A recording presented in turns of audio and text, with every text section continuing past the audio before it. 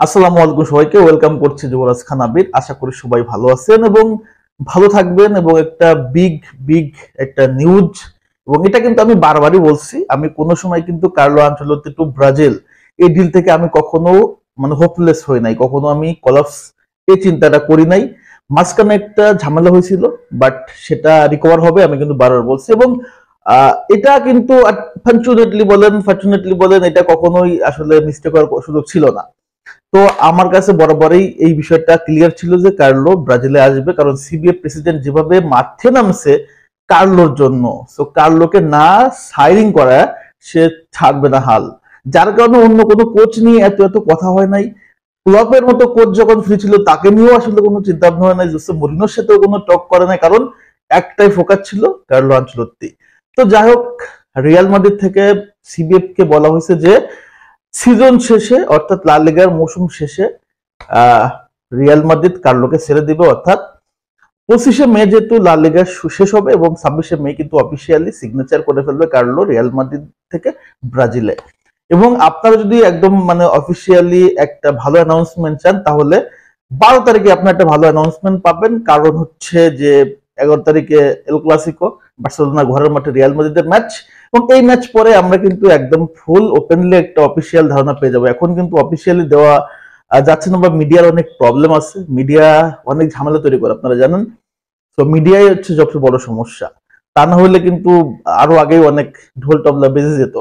তো কার্লো আনচেলত্তির কোনো সংশয় নাই, বা রিয়াল মাদ্রিদের পক্ষ থেকে এখন কোনো প্রবলেম নাই। রিয়াল মাদ্রিদের এখন ফার্স্ট টার্গেট লা লিগা। লা লিগা যদি আসলে জিততে পারে তাহলে তো ভালো। তারা এমনিতেও লা লিগা শেষ হলেই কার্লোকে ছেড়ে দিচ্ছে, তার মানে কার্লো আনচেলত্তির এই মুহূর্তে ফোকাস হচ্ছে লা লিগা। এবং সে কিন্তু বলে দিচ্ছে যে এই মুহূর্তে আমি লা লিগা নিয়ে চিন্তা ভাবনা করতেছি। আর এল ক্লাসিকার পরে মোটামুটি আসলে অফিসিয়ালি আমরা একটা বিশাল বিবৃতি পেয়ে যাব।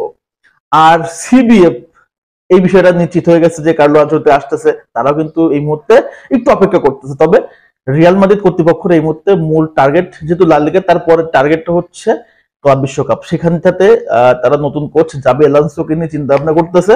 জাবি আলোনসো হয়তো বা রিয়াল মাদ্রিদ, হয়তো বা না, এটা অফিসিয়ালি আসবে যে রিয়াল মাদ্রিদের দায়িত্ব নিয়ে কিন্তু এই ক্লাব বিশ্বকাপটা পরিচালনা করবে। এবং ক্লাব বিশ্বকাপ জিতলে কিন্তু হিউজ একটা অ্যামাউন্ট রিয়াল পাবে, সেখানটাতে অবশ্যই রিয়াল ফোকাস করবে।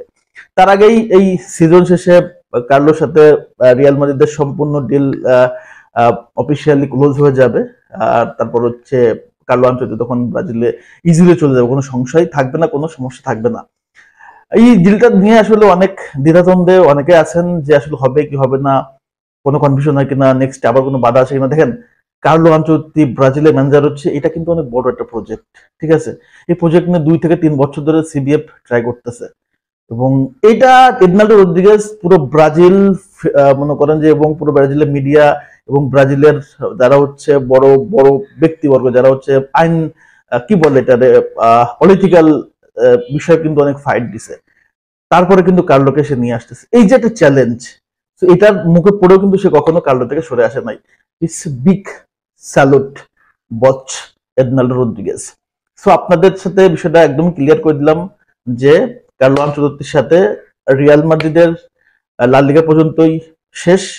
26 তারিখে মে মাসের ব্রাজিল টু কার্লো আনচেলত্তির সিগনেচারটা হয়ে যাবে, এবং মৌখিক কথাবার্তা কিন্তু হয়ে গেছে, এবং একদম পারফেক্ট আমরা ভাইবটা কিন্তু এল ক্লাসিকোর পরে কিন্তু পেয়ে যাচ্ছি। সো টেনশনের কিছু নাই, রিয়াল মাদ্রিদ থেকে কার্লো আনচেলত্তি ব্রাজিলে আসতেছে।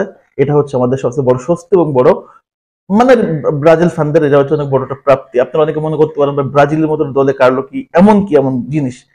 ভাই, যখন ক্রান্তিকাল চলে তখন একটা ভালো কোচ দরকার, যে কোচ কিনা ব্রাজিলের এই খারাপ সময়টাকে রিকভার করতে পারে, রেস্কিউ করতে পারে। বাট এই মধ্যে কার্লো আমাদের কাছে সবচেয়ে বড় সম্ভাবনা। তো এর চেয়ে আর কিছু বলার নাই, সময় বলে দিবে কার্লো আনচেলত্তি ব্রাজিলে আসলে কতটুকু দিতে পারবে।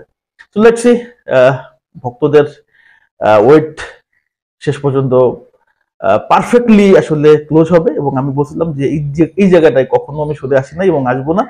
Finally Carlo Ancelotti to Brazil deal হয়ে যাচ্ছে ইনশাআল্লাহ। সো আপনাদের মতামত কি অবশ্যই কমেন্টস করে জানিয়ে দেবেন। সবাই ধন্যবাদ, আল্লাহ হাফেজ।